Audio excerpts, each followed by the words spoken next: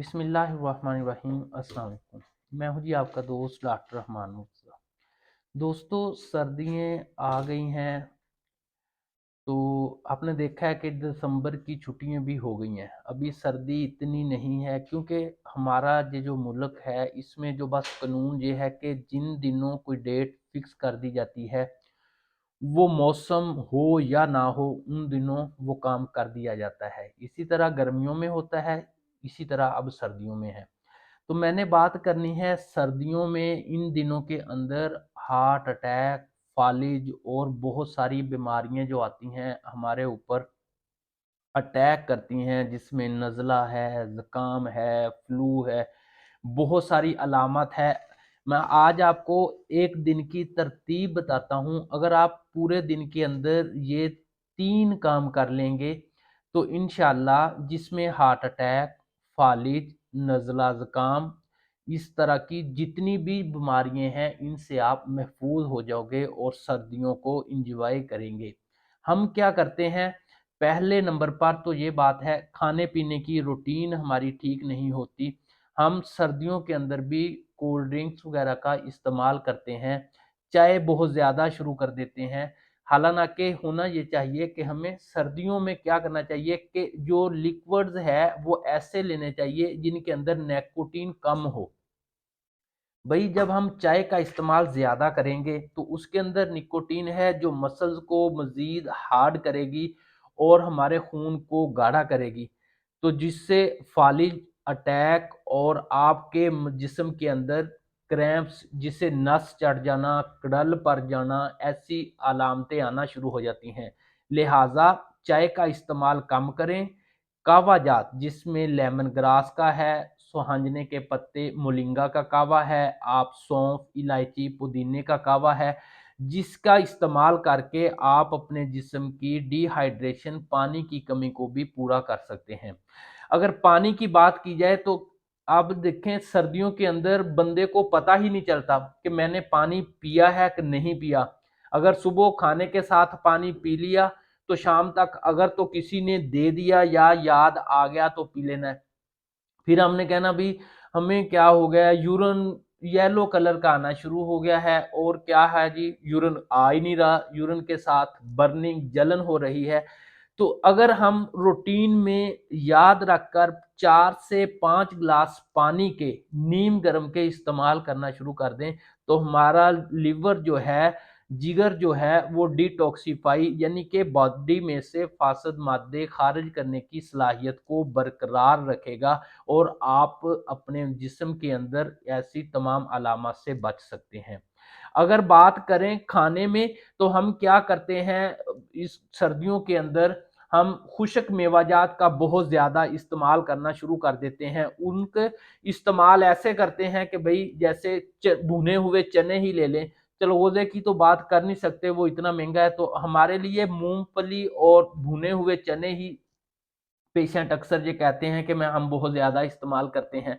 तो भई इसमें आप खजूर हो गया, तमाम चीज़ें इस्तेमाल करें, लेकिन एक ही दिन इस्तेमाल नहीं करेंगे। आज मेरे बहुत प्यारे एक पेशेंट हैं जो समझ लें कि होमियो ही ट्रीटमेंट लेते हैं, वो एलोपैथिक मेडिसिन का इस्तेमाल बहुत कम करते हैं।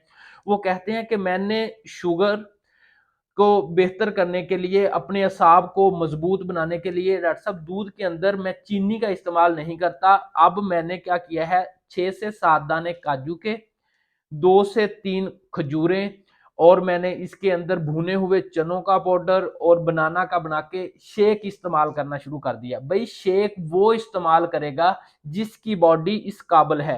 हम तो अगर वॉक भी करते हैं, हम क्या करते हैं, धीमे धीमे चलते हैं और फिर एक दूसरे को बताना शुरू कर देते हैं कि भाई मैंने 5 किलोमीटर सफर किया है। भाई उस 5 किलोमीटर सफर का आपको फायदा नहीं है। फायदा आपको किस चीज का है, अगर आप अपनी खुराक ऐसी लें जितनी हद तक आपका स्टोमिक उसे डाइजेस्ट कर ले। यानी आप अगर ये तमाम मेवाजात को लेना चाहते हैं, शेक की सूरत में नहीं ले सकते। अगर आपने इसको शेक की सूरत में लेना है तो सर्दियों के अंदर भी आपने ऐसी एक्सरसाइज या कोई ऐसा काम अपनाना है रूटीन में जिससे आपकी बॉडी के ऊपर पसीना आए। जिस तरह अक्सर देखा गया है कि बंदा जिम में जाता है, बॉडी के ऊपर पसीना आता है, वो ये शेक जो वगैरह इस्तेमाल कर सकता है। जिस तरह पहले वक्तों में किसान थे, वो सुबह क्या करते थे कि एक बाउल सा लेते थे दही का और उसके अंदर एक पेड़ा सा काफी सारा मक्खन रख लेते थे और खा के वो हल के लिए चले जाते थे और वो हल पैदल चल यानी कि बैलों के साथ किया करते थे। तो उनकी वो एक्सरसाइज थी। हमारे दौर में तो सब काम मशीनरी करती है भाई। हमारे बंदे कहते हैं खुराक हमने वही खाई है जी, सुबह लस्सी के साथ दही के साथ मक्खन खाया और ट्रैक्टर के बैठ के ऊपर हमने तीन क्या किया है जी, 3 एकड़ का हल किया है। भाई सब आप तो बैठे हुए हो, तो वो भी आपको हार्ट अटैक और फालिज और आपकी खून की शरियानें हैं जो तंग करने का बायस बनती हैं, वो भी इसमें अहम किरदार अदा करेगा। लिहाजा अगर आप कोई भी हेल्दी फूड ले रहे हैं तो आपको चाहिए कि अपनी बॉडी में पसीना लाजमी लेकर आए। अब बेशक आप एक्सरसाइज के जरिए या कोई काम आप अपना ऐसा अपना लें। तो मैं आपको ये कहता हूं कि एक्सरसाइज में बहुत सारे मरीज आजकल जैसे आते हैं, मिसाल के तौर पर मरीज कहते हैं कि डॉक्टर साहब मैं फजर की नमाज के बाद मैं एक्सरसाइज रूटीन में करता हूं। बहुत से मरीज ये आकर मुझे कहते हैं, जब मैं पूछता हूं कि भाई आपने एक्सरसाइज कैसे की, तो वो कहते हैं जी मैं घर से निकला, हमारा फार्म इतनी दूर है, जो शहर से पेशेंट आते हैं जी हमने 3 किलोमीटर का ट्रैक किया, मैं चल के जाता हूँ, चल के आता हूँ। नहीं, आपने बेशक वो एक्सरसाइज आपके लिए फायदेमंद की बजाय नुकसानदेह हो सकती है। आपने एक्सरसाइज करनी है, अपने खून के फ्लो को, सर्कल को तेज करना है, यानी कि जंपिंग टाइप। आप बेशक ½ किलोमीटर सफर कर लें, बेशक एक कमरे के अंदर जॉगिंग टाइप ऐसे कर लें कि आपके खून की सर्कुलेशन और आपका सांस जो है फूल जाए, रेस्ट हो जाए, ऐसे लगे कि पता नहीं आप कितना भागे हैं। थोड़ी देर एक्सरसाइज करें ऐसे जॉगिंग टाइप, फिर आप रेस्ट कर लें, फिर आप थोड़ा रेस्ट, ये 3 दफा अगर आप 5-5 मिनट की एक्सरसाइज ऐसी कर सकते हैं तो फिर भी आप फालिज और अटैक से बच सकते हैं। हम तो भाई आंखें बंद करके आस्ता आस्ता धीमे धीमे धीमे धीमे धीमे धीमे 10 किलोमीटर का सफर कर लेते हैं, और जब बात होती है कि सांस फूला, नहीं जी, सांस भाई सांस कैसे फूलेगा? सांस नहीं फूलेगा। इस एक्सरसाइज का आपको 1% फायदा नहीं होगा, बल्कि उल्टा आप थक जाओगे और आपके असाब के ऊपर बीमारियों के मजीद हमले आना शुरू हो जाएंगे।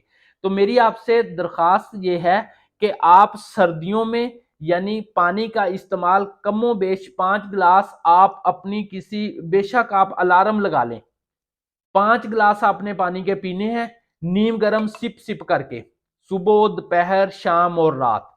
इसी तरह आप खाने के साथ चाय का इस्तेमाल कम करेंगे, खास तौर पर सर्दियों में। आप कहवा जात जिसमें लेमन ग्रास का कहवा है, सौंफ, इलायची, पुदीने का कहवा है, ये आप अपनी तबीयत के मुताबिक लेंगे, इसको भी ज्यादा मकदार में नहीं लेंगे। दूसरा, सर्दियों में जो ये फास्ट फूड बहुत ज्यादा आ जाती है, रात के टाइम बंदा ये कहता है कि जी मुझे फास्ट फूड पिज्जा मिल जाए। अच्छा, पिज्जे से मुझे याद आया कि पिज्जा फास्ट फूड में और बर्गर जो है बांझपन पैदा करने की सबसे बड़ी वजह है। देखा गया है कि जो बच्चे बहुत ज्यादा फास्ट फूड का इस्तेमाल करते हैं तो उनके अंदर स्पर्म की जो है तादाद, मर्दाना जरासीम जिसे बोला जाता है, जब उनका शादी से पहले ही मैं अक्सर अपने पेशेंट का एनालिसिस करवाता हूं तो उनमें पस सेल्स और उनकी जो मोडेलिटी है, एक्टिविटी है, वो बहुत कम होती है। लिहाजा आप ये यम फूड्स जो हैं, फास्ट फूड जो हैं, जिसमें पिज्जा है, बर्गर है, शवारमे है, इनका कम से कम इस्तेमाल करें।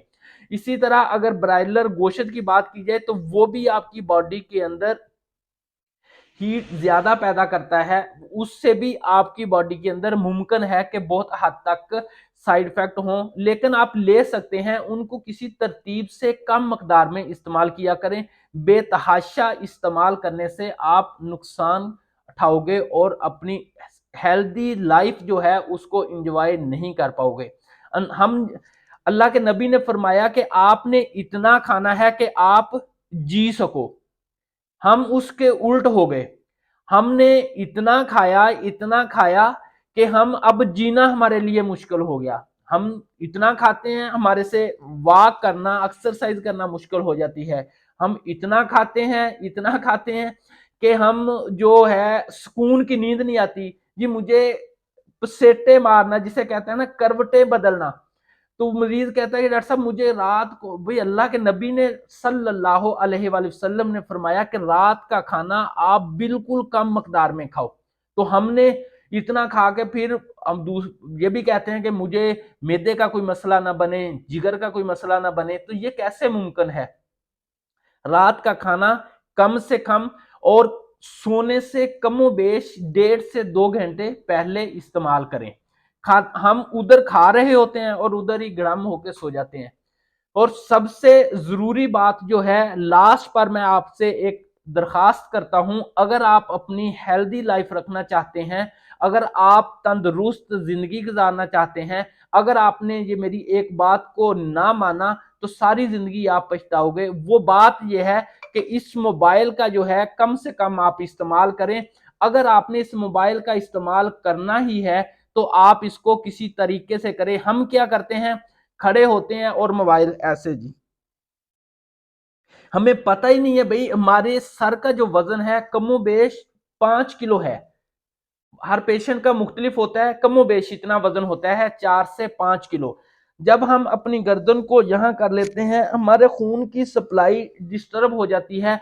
कितने पेशेंट है भाई ये कहते हैं कि मुझे सर्वाइकल गर्दन के मोरों का मसला है, मुझे चक्कर आते हैं, मुझसे चला नहीं जाता, मेरा सर वजनीपन रहता है, मुझे गुस्सा बहुत ज्यादा आता है। तो अगर आपने मोबाइल का इस्तेमाल करना ही है तो आपकी गर्दन यहाँ पे होनी चाहिए, आपका मोबाइल स्ट्रेट, आपकी गर्दन ऐसे नहीं होनी चाहिए। अगर आप गर्दन नीचे करके, हम तो भाई रात को लेटते भी ऐसे हैं कि एक हाथ के अंदर मोबाइल होता है और गर्दन हमारी ऐसे होती है, और फिर हम कहते हैं कि हमें गर्दन के मोहरों का मसला भी ना बने और हमारी नजर भी ठीक रहे और हमारे बाल भी ऐसे हों, खूबसूरत होने चाहिए। हम तरह तरह की उनके ऊपर कलर लगवाते हैं, वो वक्ती तो फायदा दे सकते हैं, लेकिन चंद अरसे के बाद, चंद अरसे से मुराद 1 से 2 दिन नहीं है, कोई 4-5 साल के बाद वो आपको काम करना छोड़ देंगे, क्योंकि आपने उनकी प्रॉपर खुराक जो है वो नहीं जाने दी। आपने अपनी उस बुरी आदत से, मोबाइल का कम से कम इस्तेमाल करना है। अगर आपने मोबाइल के ऊपर किसी काम की वजह से ज्यादा देर आपको मोबाइल इस्तेमाल करना पड़ता है, तो अपनी रूटीन में मोबाइल का जो एंगल है, अपनी गर्दन को ऐसे ना करें जैसे हमने अक्सर देखा है। अगर ये इससे करने से फायदा होता, अल्लाह के नबी पाक पैगंबर सल्लल्लाहु अलैहि वसल्लम ने फरमाया कि नमाज जो है, जो बंदा पाबंदी से अदा करता है वो किसी बीमारी में मुब्तला नहीं होता। क्योंकि नमाज में हम सीधे खड़े होते हैं, रुकू में जाते हैं तो हमें गर्दन ऐसे करने का नहीं कहा गया, ऐसे स्ट्रेट रखने का कहा गया है। इसीलिए सजदा लंबा करने की फजीलत को तरजीह दी है, उसका सवाब ज्यादा बताया गया है। जब इंसान सजदे में जाता है तो खून की सारी सर्कुलेशन हमारे सर की तरफ आ जाती है, जिससे हम बहुत हद तक बड़ी बड़ी बीमारियों से, हत्ता के मैंने तो यहां तक देखा है कि अगर आपके दिमाग के अंदर कोई क्लॉट वगैरह आ गया है, आप लंबा सजदा करके अल्लाहू या कोई भी बुलंद आवाज में जिक्र करते हैं तो वो क्लॉट भी डिजॉल्व हो जाता है, निकल जाता है और आप किसी मेजर बड़ी बीमारी से बच जाते हैं। तो भाई अद्वियात बहुत सारी हैं, हर अलामत के ऊपर होम्योपैथिक की अद्वियात काम करती हैं। जिस तरह की पेशेंट की अलामत होती हैं, हम उस तरह की पेशेंट को मेडिसिन देते हैं, अल्लाह पाक जरिए शफा बनाते हैं। मेरी आपसे दरख्वास्त है कि इस वीडियो को ज्यादा से ज्यादा दोस्तों तक शेयर करें। ये एक दिन की रूटीन है, अगर आप चंद दिन इसको आदत बना लोगे तो फिर आपका मामूल बन जाएगा, इसके बगैर आप रह नहीं सकोगे। जिस तरह गेम खेलने वाले जो प्लेयर होते लोग होते हैं, प्लेयर होते हैं, तो वो क्या करते हैं, शाम के टाइम या जिस टाइम उन्होंने तरतीब दी होती है ग्राउंड जाने की, अगर वो टाइम उस टाइम नहीं जाते तो बंदा बेचैन सा हो जाता है। अगर आप अपनी लाइफ को बेचैनी से बचाना चाहते हैं, आवाजारी से बचाना चाहते हैं, हेल्दी लाइफ गुजारना चाहते हैं, तो मेरे इस एक दिन के प्लान पर अमल करें। अल्लाह आपको सेहत वाली लंबी जिंदगी अता फरमाए। अस्सलाम वालेकुम।